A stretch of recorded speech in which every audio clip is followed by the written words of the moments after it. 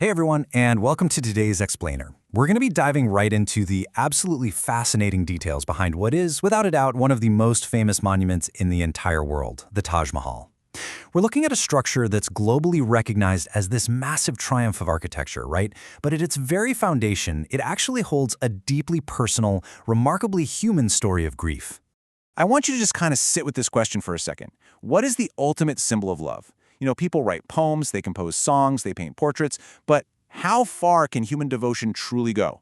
What actually happens when a global empire's vast resources are channeled entirely into expressing the grief and love for just one person? Well, the answer to that profound question stands today as a physical structure, and it's exactly what we're breaking down for you right now. Part 1. The Monument of Love. Let's really unpack the heart of this story. Okay, let's dive into this. The Taj Mahal. It wasn't built as a fortress for war, and it definitely wasn't a palace for the government. It was actually built by the Mughal Emperor Shah Jahan, specifically in memory of his beloved wife, Mumtaz Mahal.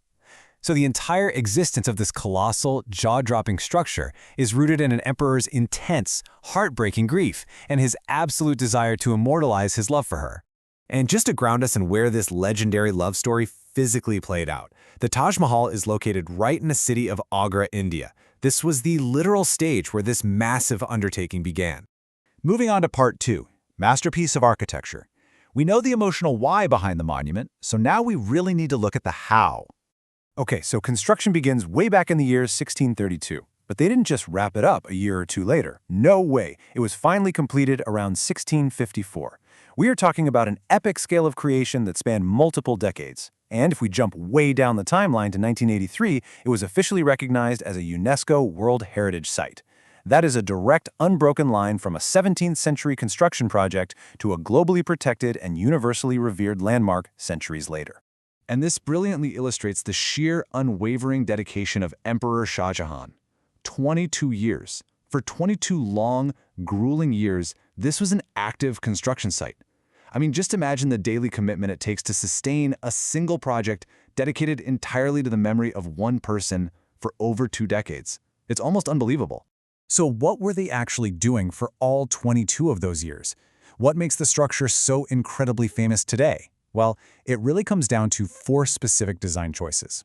First up, it's constructed from this beautiful white marble, which gives it that iconic, almost glowing appearance. Second is the stunning overall architecture. Third, you have these incredibly intricate carvings detailed straight into the stone. And finally, its highly symmetrical design.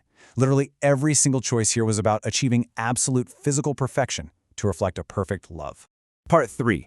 The environment. Because honestly, the genius of the Taj Mahal doesn't just stop at the walls of the building itself.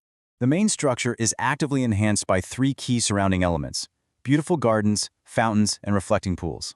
I want you to try and paint a vivid mental picture of this. You don't just have this massive white marble structure sitting all by itself in isolation. The fountains provide this constant, lively movement. The gardens provide a lush, green contrast. And the reflecting pools? They quite literally double the visual impact by capturing its perfect mirror image in the water. It is a total sensory experience. Which brings us to Part 4, India's cultural heritage. We need to zoom out for a second and look at the monument's massive global impact today.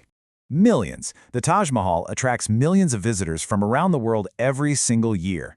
Because it's recognized universally as this ultimate symbol of love, it possesses this massive, undeniable global draw. People will literally travel across oceans and continents just to stand in those gardens and look at that brilliant white marble in person. So the crucial point is, how do we even categorize the Taj Mahal? Well, it's not merely an architectural masterpiece, though don't get me wrong, it absolutely is a jaw-dropping feat of design and engineering. But it is also an incredibly important part of India's cultural heritage. It stands as a foundational pillar of Indian culture that the entire world comes to admire and respect. And that brings us to the end of our explainer today. But before we wrap up, I want to leave you with one final provocative thought. Based on everything we've seen today, the 22 grueling years of construction, the intricate white marble carvings, and the deep, profound grief of Emperor Shah Jahan over Mumtaz Mahal, how do you view its dual legacy? Is the Taj Mahal primarily India's greatest architectural masterpiece, a flawless triumph of engineering and symmetrical design, or is it, at its very core, simply history's greatest, most elaborate love letter? Thank you so much for joining us for this explainer, and keep learning.